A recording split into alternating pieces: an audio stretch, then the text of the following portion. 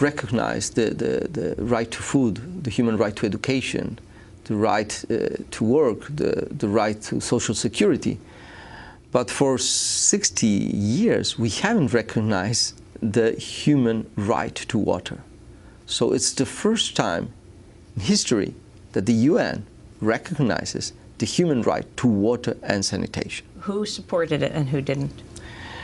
We had 42 countries that co-sponsored the resolution, that 122 countries voted in favor, and 42 countries abstained. Abstained. So that means that 75% of the countries that were present voted in favor and 25% abstained. Nobody voted against, but many made speeches expressing that they didn't support the resolution, but that they were not going to vote against. And the U.S. being one of the abstainers? Yes, the U.S. was one of them. Why?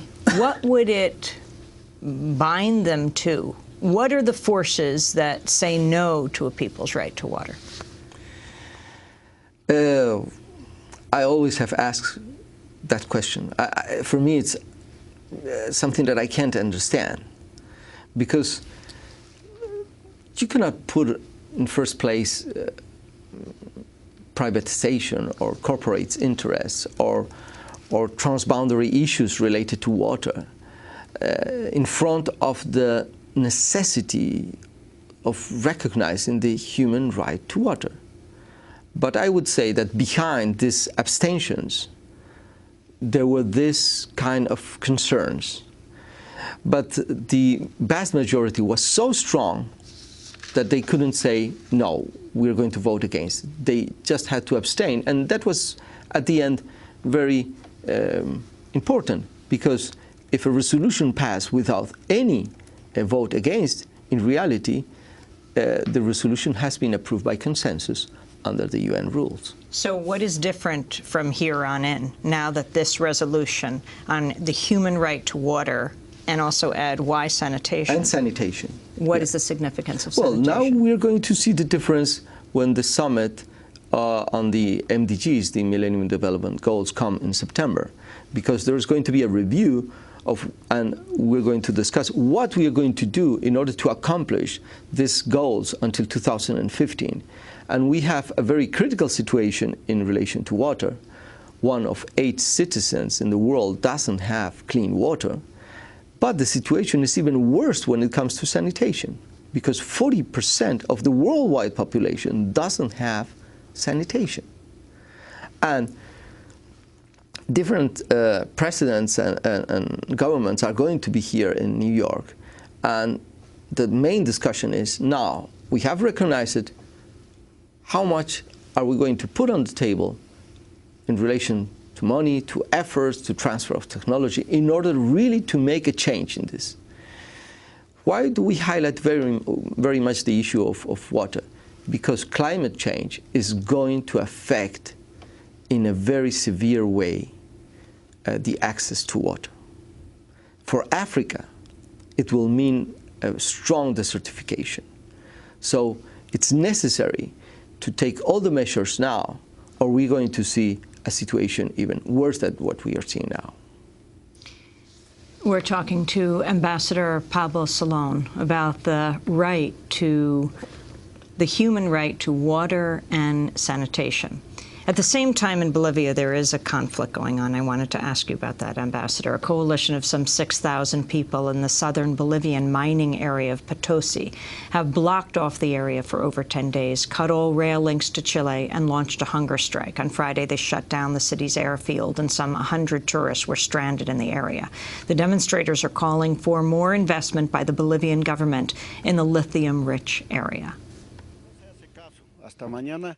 Lo que estamos pidiendo y con las notas estamos anticipando, entonces estaríamos. If they fail to heed what we have asked for in the documents by tomorrow, we are going to blow up the high-tension lines that supply electricity to the San Cristobal mine. So production is stopped in the mines in southeast Potosi, like San Vicente and Chorloqui. Can you respond to what he just said? Well, yes, but the reason of the conflict that now is in Potosí is a conflict between borders, between two of the states, two of the provinces inside Bolivia.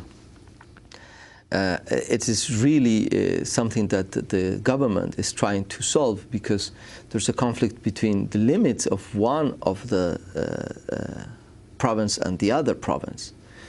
In relation to the other issue that has to do with the interview, the issue of lithium, it's the first time that we want to develop and to industrialize our lithium, but for our country, not to be exploited and exported as raw material to other places, and so we just see almost no added value being developed inside Bolivia.